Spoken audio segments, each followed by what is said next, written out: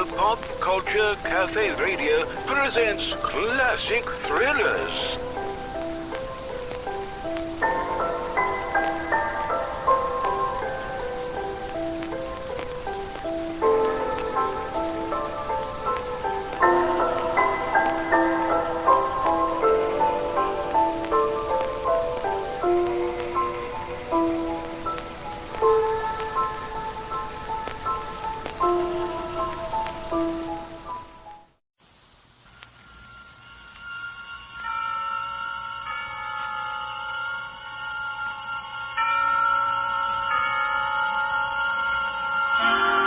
Suspense.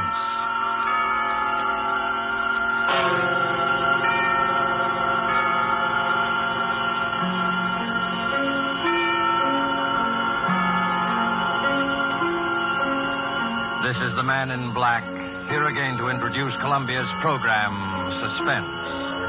From Hollywood, we bring you as star, Mr. Orson Welles, who this evening begins a 4-week engagement as guest of these proceedings. In the interest of prime suspense, Mr. Welles and the producer of this series have scheduled 4 radio stories which they feel are particularly distinguished in our chosen field. The first of these is The Most Dangerous Game by Richard Connell. And so with the performance of Orson Welles in the character of General Zaroff and Keenan Wynn as Sanger Rainsford, who learned from Zaroff what was the most dangerous game, we again hope to keep you in suspense.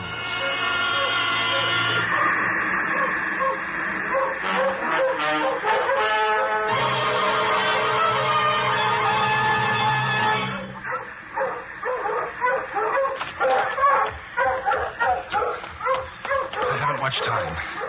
Any moment now he may come in, and when he does, I'm going to kill him. It's him or me. And I'm going to do my best to make it him. Or maybe it sounds crazy to you. I guess it does. Would have sounded crazy to me a few days ago when I was with Whitney on the yacht. I was on a pleasure trip. A pleasure trip. How could I or anyone realize then the horror and torment I was to go through? How was I to know of Yvonne and the death swamp and the hounds? How was I to know of Zaroff? Think of it. It was only 4 nights ago that the ship went down. We'd been talking about this island, Ship Trap Island, Whitney said it was called in the charts. I was sleepy and started on down below to turn in. I was mixing myself a nightcap when I looked up and saw it. A tremendous reef racing at us out of the fog. I screamed out a warning, but it was too late. We were right upon it.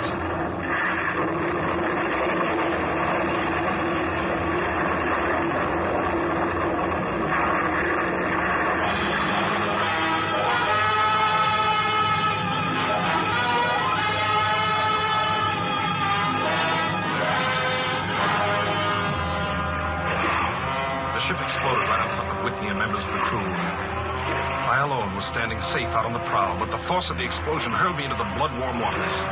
Terrified at the suddenness and surprise, my stomach weak and sick at the thought of the others. The sea was eddying furiously around the sinking remnants of the ship. And a certain cool-headedness came to me and made me swim desperately away, or I might not have lived to go through the horror which was soon to come. I struck out to the right in the direction of the island about which Whitney had been telling me. I had no recollection of how long I swam, but all at once I heard the muttering and growling of the sea breaking on the rocky shore. With my remaining strength, I dragged myself from the swirling waters. All in, gasping, my hands raw, I at last reached a flat place at the top. I flung myself down at the jungle edge and tumbled headlong into the deepest sleep of my life. When I awoke, I was in a strange place, having no idea how I had got there.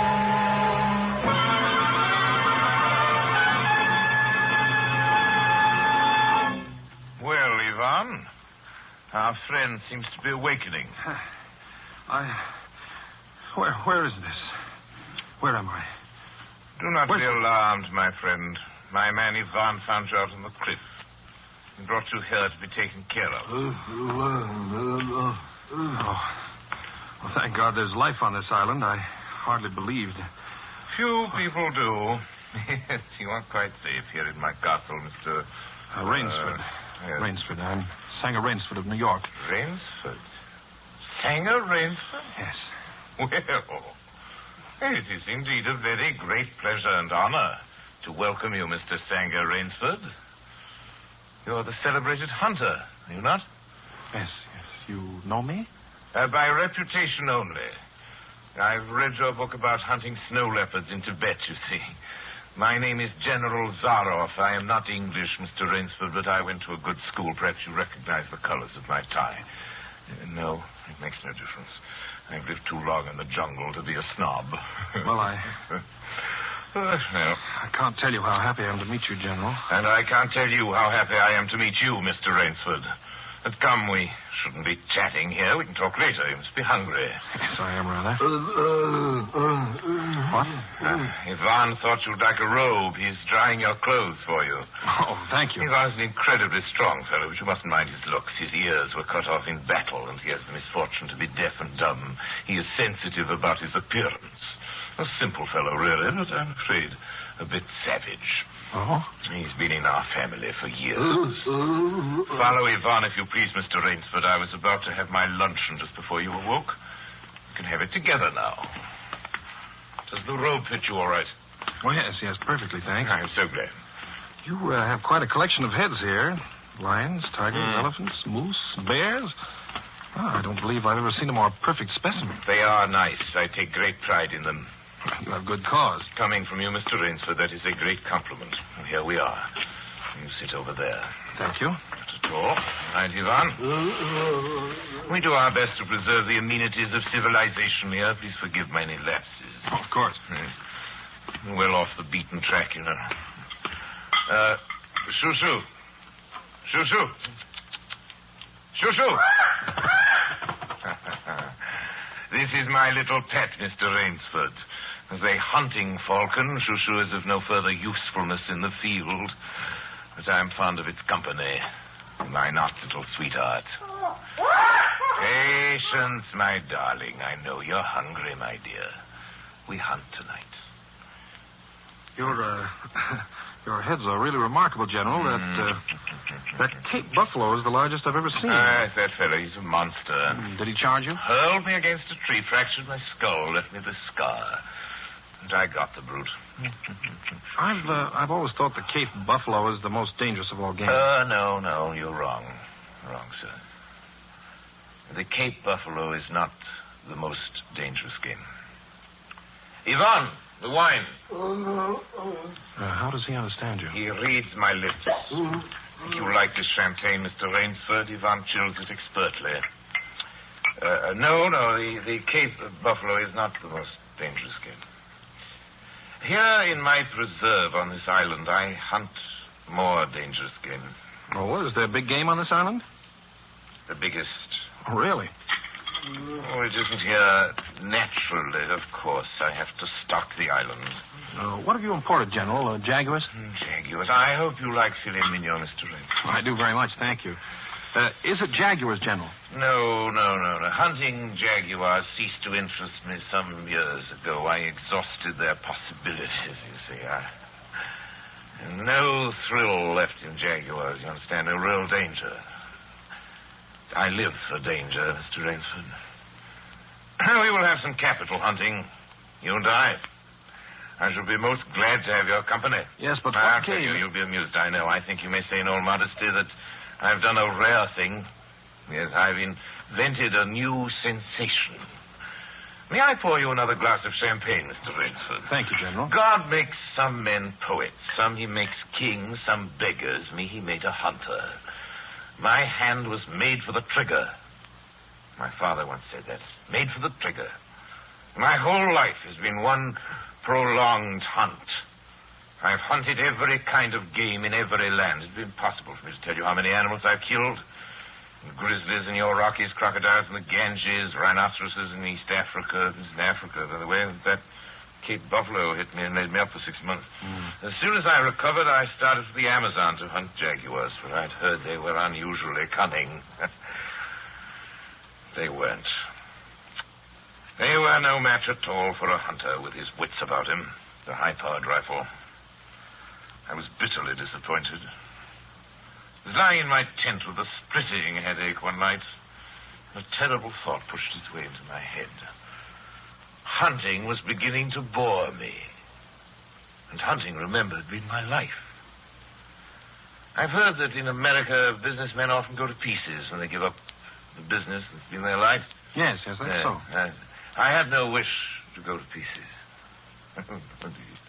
I must do something.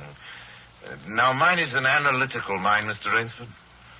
Doubtless, that is why I enjoy the problems of the chase. Oh, no doubt, General. So I asked myself why the hunt no longer fascinated me. You are much younger than I am, Mr. Rainsford, and have not hunted as much, but you perhaps can guess the answer. Well, what is it? Simply this. Hunting had ceased to be what you call a sporting proposition. It had become too easy. I always got my quarry. Always. It's no greater bore than perfection. Cigarette? No, thank you. No animal had a chance with me anymore. Not a chance. That is no boast. It is a mathematical certainty. The animal had nothing but his legs and his instinct. Instinct is no match for reason. When I thought of this, it was a tragic moment for me, I can tell you. It came to me as an inspiration. What I must do. And that was? I had to invent a new animal to hunt. A new animal? Oh, you're joking. Not at all. I never joke about hunting. I needed a new animal. I found one. So I bought this island, built this castle, and here I do my hunting. The island's perfect for my purposes. There are jungles with a maze of trails in them, hills, swamps. Yes, but the animal, General Zaroff. It surprised me with the most exciting hunting in the world. No other hunting compares with it for an instant. Every day I hunt. I never grow bored now. For I have a quarry with which I can match my wits. Yes, but you still haven't... I wanted the ideal animal to hunt, so I said, what are the attributes of an ideal quarry? And the answer was, of course, it must have courage, cunning, and above all, it must be able to reason. Well, no animal can reason. My dear fellow, there is one that can. One? But you can't mean... And why not? Well, I can't believe you're serious, General Zaroff. You're just joking. Joking? I'm quite serious. Speaking about hunting. Hunting? You're speaking about murder. Well, dear me, that unpleasant word. I think I can show you that your scruples are quite ill-founded. Yes? I hunt the scum of the earth. Sailors from tramp ships, lascars, Japs, mongrels, a thoroughbred horse, a hound is worth more than a score of them. But these are men. Precisely, that is why I use them. It gives me pleasure. They can reason after a fashion, so they are dangerous. But where do you get them? We visit my training school. It's in the cellar. I have about a dozen pupils down there now. They're from the Spanish bark San Lucar that had the bad luck to go with the rocks up there.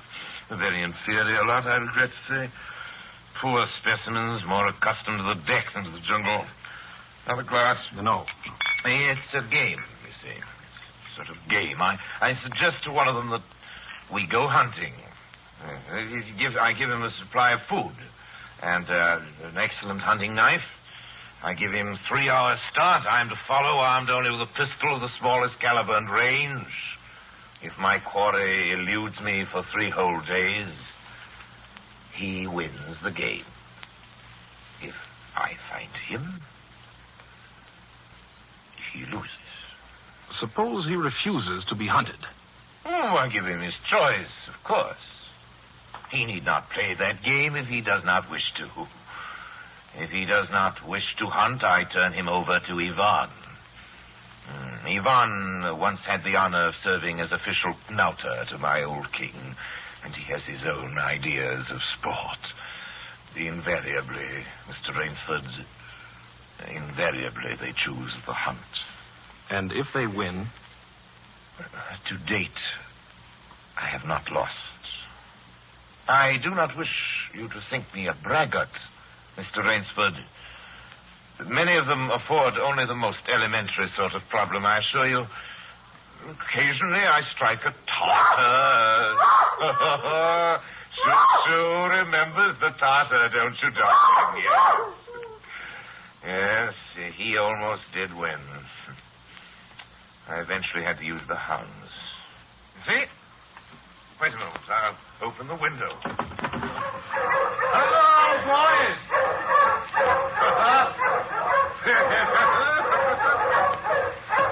It's a rather good lot, I think. They're let out at 7 every night. If anyone should try to get into my castle or out of it, something extremely regrettable would occur to me. But enough of this. Come, I'll show you a collection of heads I'm quite sure you've never seen before. Join me in the library for coffee. I hope that you will excuse me tonight, General. I'm really not feeling well at all. Indeed. I know what it is. My old complaint. Ennui, boredom. You need some excitement. Tonight we'll hunt. Hey, Mr. Rainsford. You and I. You're wrong, General. I won't hunt. I won't murder. As you wish, my friend. The choice rests entirely with you.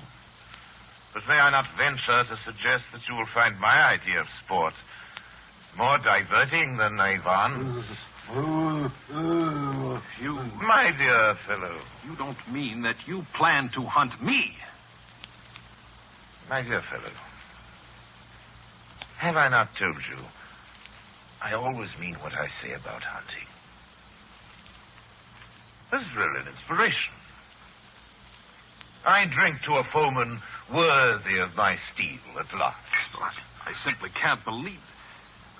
This must be some sort of dream. You'll find the game worth playing, Mr. Rainsford. Think of it, your brain against mine, your woodcraft against mine, your strength, your stamina against mine. Outdoor chess. And the stake is not without value, eh?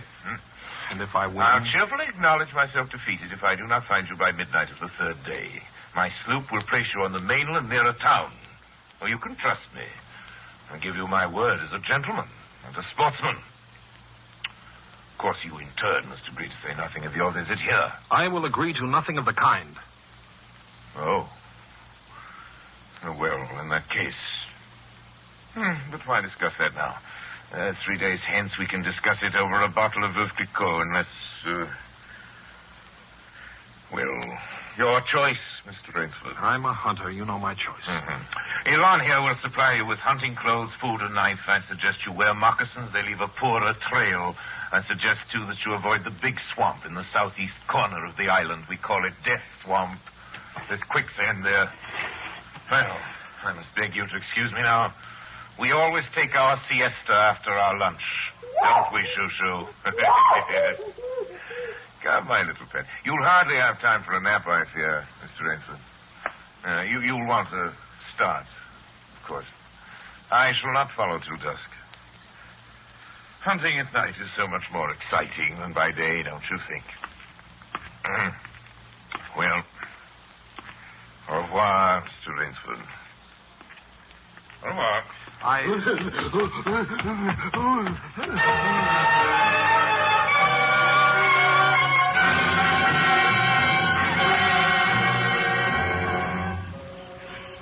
I'd fought my way through the bush for 2 hours, repeating to myself over and over again, I must keep my nerve. I must keep my nerve. My whole idea at first was to put distance between myself and General Zaroff. And to this end, I had plunged along through the thicket, spurred on by the sharp growls of something very much like panic. Now I had got a grip on myself. I'd stopped.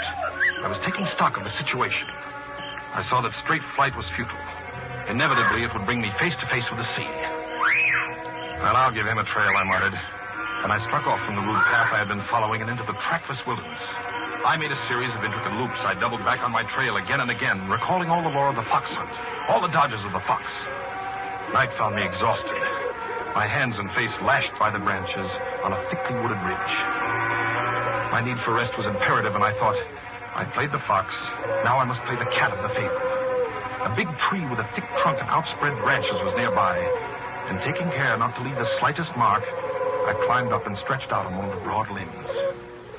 Rest brought me new confidence and almost a feeling of security. Even so expert a hunter as General Zaroff cannot face me here, I assured myself. An apprehensive night crawled slowly by, my mind keenly alert for any sound, any warning. towards the dawn, an instinct I never knew existed. Like an animal was possessed, and impelled me to look far off in the distance in a westerly direction. Sure enough, following the trail with the sureness of a bloodhound came General Zaroff. Nothing escaped those searching black eyes. No crushed blade of grass, no bent twig, no mark, no matter how fine in the moss. My heart pounding furiously, I slid down quickly from the tree and struck off again into the woods. I knew I had to do something desperate. I knew that I had little time in which to do it. 300 yards from my hiding place, I stopped where a huge dead tree leaned precariously on a smaller living one. Throwing off my sack of food, I took my knife from its sheath and began to work with all my energy. The job was finished at last, and I threw myself down behind a fallen log 300 feet away. I did not have to wait long.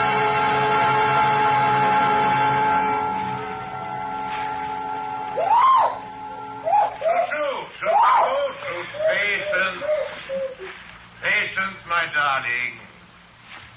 You'll be fed. Rainsford.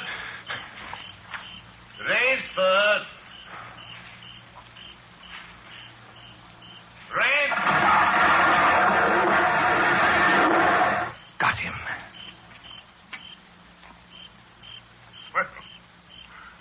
Rainsford? If you are within sound of my voice, as I suppose you are, let me congratulate you. Not many men know how to make a maline man-catcher. Luckily for me, I too have hunted in Malacca. You are proving interesting, Mr. Rainsford. Very interesting. The tree brushed my shoulders. I jumped back. I'm going to have a wound rest. It's only slight. But I shall be back, Mr. Rainsford. I shall be back.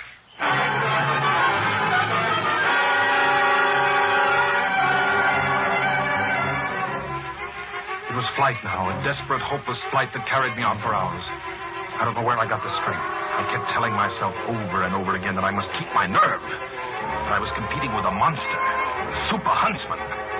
Dusk came, then darkness, and still I managed to press on. The ground grew softer under my moccasins. The vegetation grew ranker, denser. Insects bit at me savagely. Suddenly, as I stepped forward, my foot sank into the ooze. I tried to wrench it back, but the muck sucked viciously at my foot like a giant leech. With a violent effort, I tore my foot loose. I knew where I was then. Death swamp and its quicksand. But the softness of the earth had given me an idea. I stepped back from the quicksand a dozen feet or so and began to dig.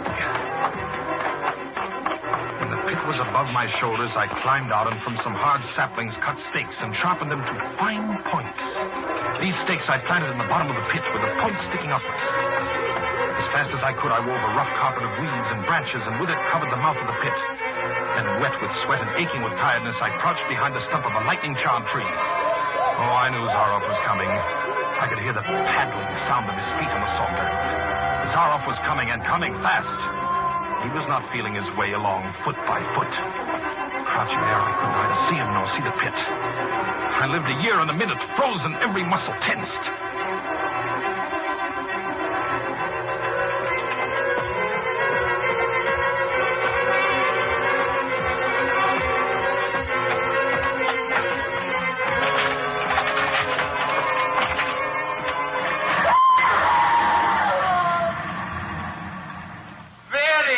Rainsford. Very good. You've done well. Your Burmese tiger pit has claimed one of my finest towns. Again you score. I think, Mr. Rainsford, I'll see what you can do against my whole pack. I'm going back to get them now. Thank you for a most amusing evening.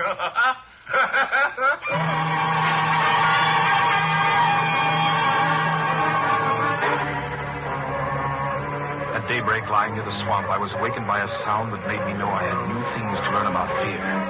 It was a distant sound, faint and wavering, but I knew it. It was the baying of a pack of hounds. I could do one of two things. I could stay where I was and wait. That was suicide. I I could flee. That was postponing the inevitable. I had put my very last hope into that tiger pit. For a moment, I stood there thinking. All at once, an idea that held a wild chance came to me, and tightening my belt, I headed away from the swamp. The baying of the hounds drew nearer. They would be on me any minute now. My mind worked frantically. I thought of a native trick I had learned in Uganda. I caught hold of a springy young sapling, and to it fastened my hunting knife with the blade pointing down the trail. With a bit of wild grapevine, I tied back the sapling. Then I ran for my life. The waves that flying horses as they heard them and felt the fresh scent. I knew then how an animal at bay feels. At last I had to stop to get my breath. The baying of the hounds stopped just as suddenly. And with it my heart stopped too. They must have reached the knife. Excitedly I shinnied up a tree and looked back. My pursuers had stopped all right. But the hope that had been in my brain when I climbed died. For in the shallow valley I saw that General Zaroff was still on his feet. But Ivan was not. Apparently he had come along to hold the hounds. The knife, driven by the recoil of the springing tree, had splintered through his chest. I'd hardly tumbled to the ground when the pack took up the cry again. Nerve, nerve, nerve, nerve, I panted as I dashed along. A blue gap showed between the trees dead ahead. The hounds were almost on top of me. I forced myself on towards that gap. I reached it. It was the shore of the sea. Across the cove, I could see the gloomy gray stone of the castle. 20 feet below me, the sea rumbled and hissed. I hesitated. I heard the hounds. Then I leaped far out into the sea.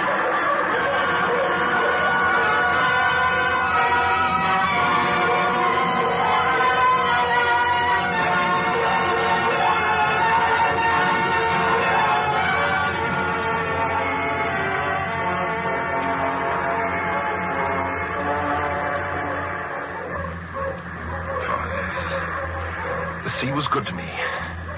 And I'm here safe in the General's bedroom waiting for him. 3 days are up, and I've eluded him.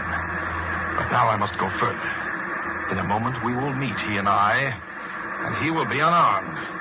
Only one of us is going to live. You understand that now?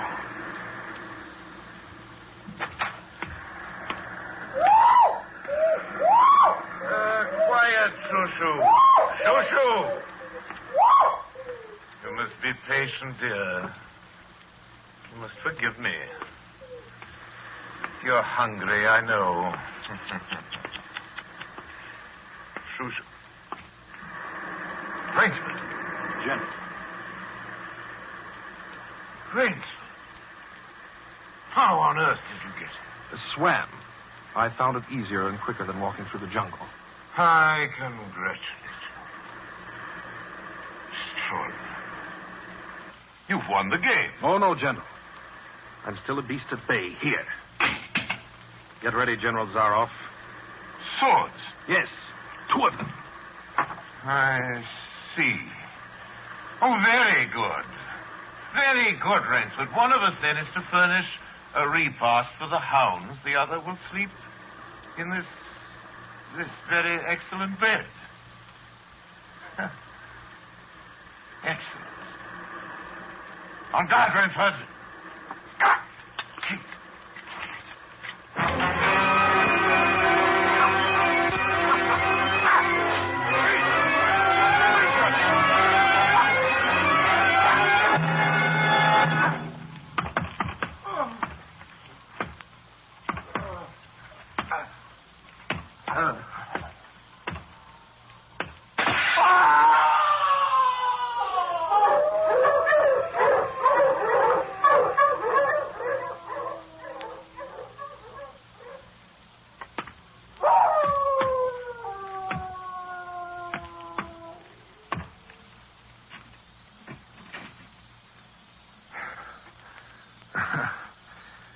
Just as my late host said it would be. A very excellent bed.